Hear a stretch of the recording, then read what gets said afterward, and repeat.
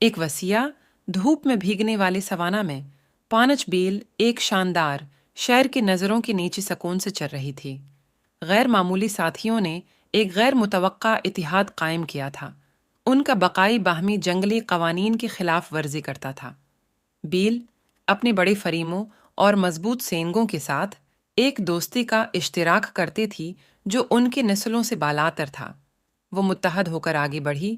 ان کا ہم آہنگ چرنا اس بانڈ کا ثبوت ہے جو انہوں نے تیار کیا تھا۔ ٹائیگر چیکنا اور طاقتور دائرے میں گشت کرتا تھا۔ اس کے عنبر کی آنکھیں کسی بھی ممکنہ خطرے سے چوکنا رہتے تھے۔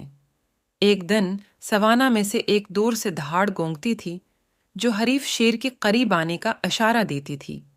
پانچ بیل خطرے کا احساس کرتے ہوئی ایک ساتھ لپٹی ہوئی تھی، جبکہ ان کی دھاری دار ساتھی احتیاط اور عزم کے ساتھ آگے بڑھ رہی تھی۔ حریف شیر ابھرا، اس کی مسلط موجودگی گھاس کے ذریعہ کان پر رہی تھی۔ دونوں شیروں کی آمنے سامنے ہوتی ہی ایک کشیدہ تعطل پیدا ہو گیا۔ ان کی آوازیں زمین کی تزئین میں گونگ رہی تھیں، تاہم پانچوں بیل اپنی زمین پر کھڑی تھی اور اپنی دوست کی گرد ایک حفاظتی رکاوٹ بنا رہی تھے۔ یہ اتحاد کا ایک قابل ذکر مظاہرہ تھا۔ غیر امکانی اتحاد نے علاقۂ تنازعہ پر دستبردار ہونے سے انکار کر دیا۔ جیسے ہی حریف شیر نے چکر لگایا، صورت حال کا اندازہ لگایا، اسلے شیر نے ایک بھرا کر دینے والی دہاڑ اپنے ساتھیوں کے ساتھ یکجہتی کا اعلان کیا۔ گھسنے والی کو لمحہ بہ لمحہ خوفزدہ کرنے والی دہاڑ کی آواز سوانا میں گونجی۔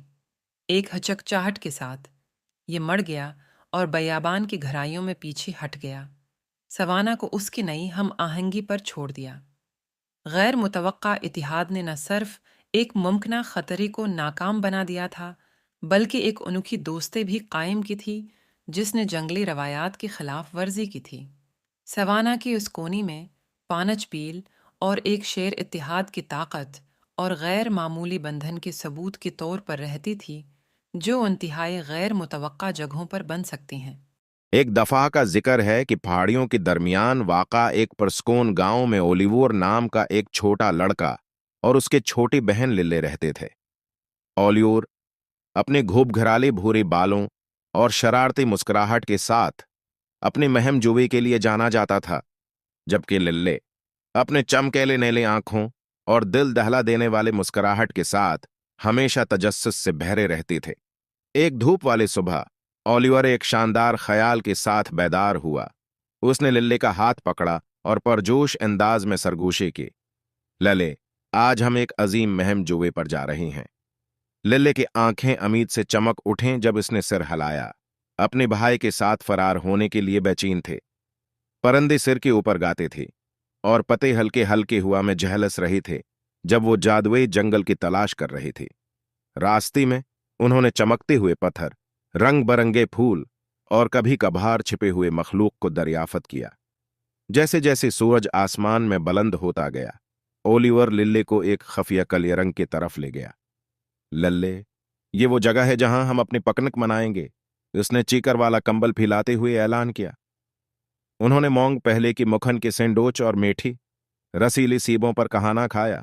ان کی ہنسی ہوا بھر رہی تھی۔ اپنے پکنک کے بعد انہوں نے ایک پرانے بلوت کے درخت کے نیچے پریوں کا گھر بنانے کا فیصلہ کیا۔ ٹھنیوں، پتوں اور جنگلی پھولوں کا استعمال کرتے ہوئے انہوں نے ایک چھوٹا سا ونڈر لینڈ بنایا۔ انہوں نے خیالی پریوں سے سرگوشی کی، ان سے کہا کہ وہ ان کی عاجز ٹھکانے پر جائیں۔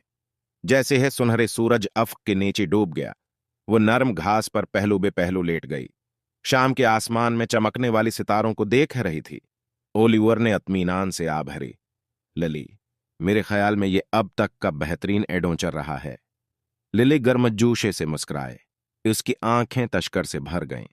میں بھی، اولیور، مجھے اپنے مہم جوئے پسند ہے۔ ہاتھ میں ہاتھ ملا کر وہ گھر لوٹی۔ ان کے دل ایک جادوئی دن کی یادوں سے بھرے ہوئے تھے۔ چھوٹی لڑکی اور اس کی بہن کے درمیان محبت روشنی کی کرن کی مانند تھی۔ بچپن کی مہم جوئی میں ان کی رہنمائی کرتی تھی۔ ایک وقت میں ایک ایک لمحہ